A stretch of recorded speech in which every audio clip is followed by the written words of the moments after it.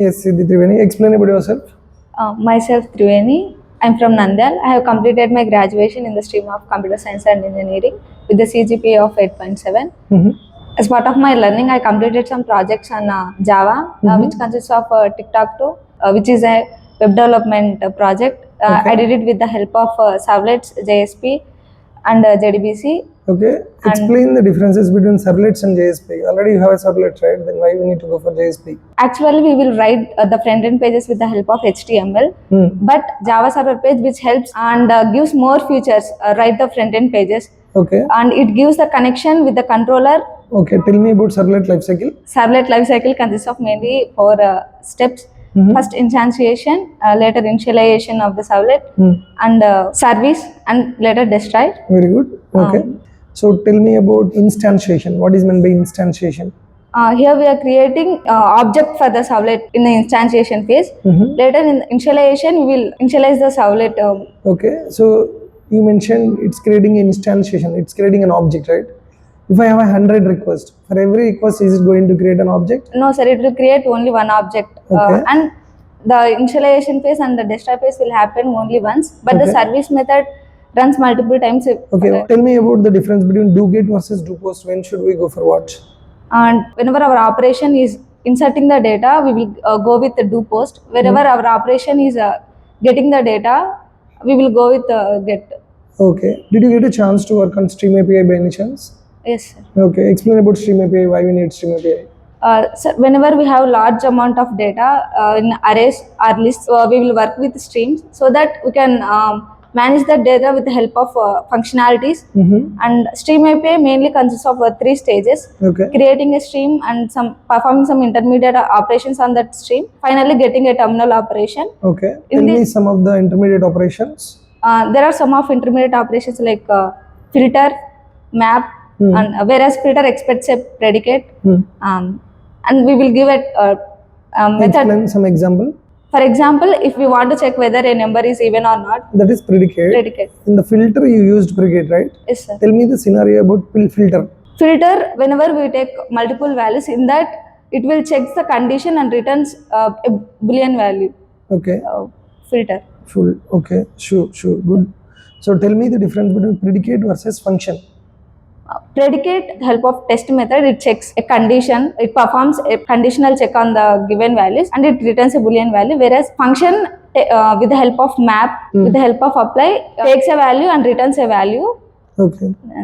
So tell me about parallel stream versus stream. Whenever we are working with multiple threads, then we will go for a parallel stream. Okay. Sequence stream means whatever we discussed. Yes, sir. Okay, tell me about, there is a concept called Lambda expressions, right? So explain about Lambda expressions, why we need, and difference between inner classes versus Lambda expressions. Okay. When we come to Lambda expressions and functional interfaces, first of all, in Java 8, they introduced functional interfaces. Why? Because in Java 8, they introduced Lambda expressions. Because whenever we are working with functional interfaces, without writing, for example, some of the functional interfaces are comparator and comparable. For this, we have single methods, right? We have single methods. Without writing name of the method and return type and all, we can just simple syntax. Okay, functional programming you can say. Okay. Yes, yeah, go on. So what is the use of it? And for concise coding, they introduced Lambda expressions. Very good. That is what I'm looking for. Okay, so tell me about Spring versus Spring Boot. When we can go for Spring and Spring Boot, differences between Spring and Spring Boot. Spring is about a complex way of doing web applications, whereas Spring Boot is an extension of Spring. For Spring Boot, we need to configure everything as a developer, but Spring Boot reduces that burden for the developer. Okay, tell me some of the annotations which you used in Spring Boot then.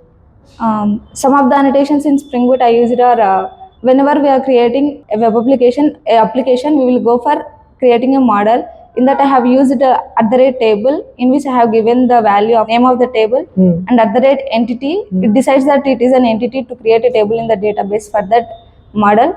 And @ ID, it says that it is a primary value. Only @ ID is enough? No, sir. @ generated value also needed. What is the strategy you used in it? Generation type is auto.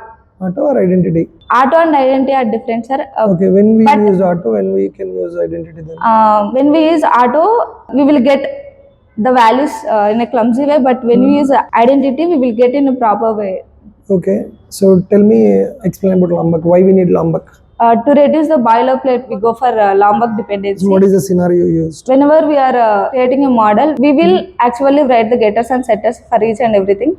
But instead of that, the Spring Boot initializer, whenever we are using that, take that Lombok dependency, then we will get. Yeah, tell me in modulars, like you created a packages in a project. Tell me the project structure. First of all, we will create the model for that.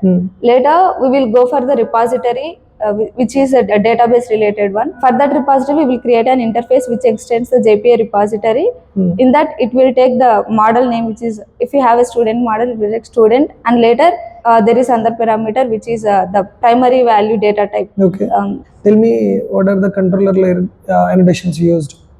First of all, we will take @controller and @response body.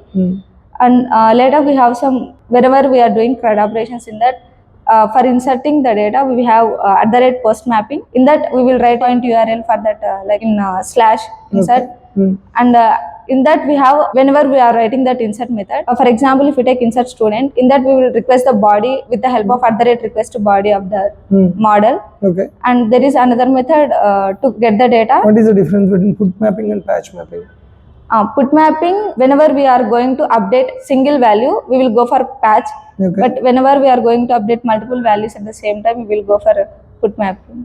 Okay. So explain about multi-threading.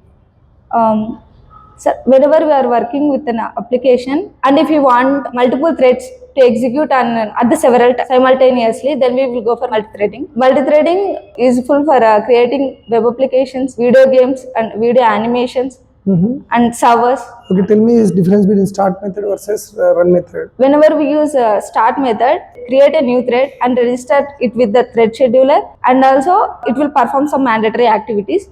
Whenever we use @run method, it will be invoked with whenever we use run method, it will be invoked by the start method. Whenever we call start method, it will be invoked by this, and it is a method from the thread class. Who is from thread class? Start or run? Start. Then run method is from where? Runnable interface. Okay, great. So tell me synchronization. For example, if we consider a scenario of producing a product, we must ensure that without any erroneous results, we should get the data consistently. If a producer is producing something, that should be must consumed by the consumer at the same time.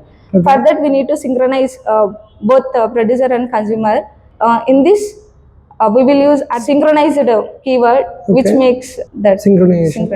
Okay. So tell me about serialization. Serialization is a concept of converting an object into a stream of bytes in order to store the data and also to make it transferable. We will store the data into a database or files or memory. Okay. And it is done with the help of writing the data with the help of a file writer. Whereas deserialization is the concept of converting this stream of bytes into the object.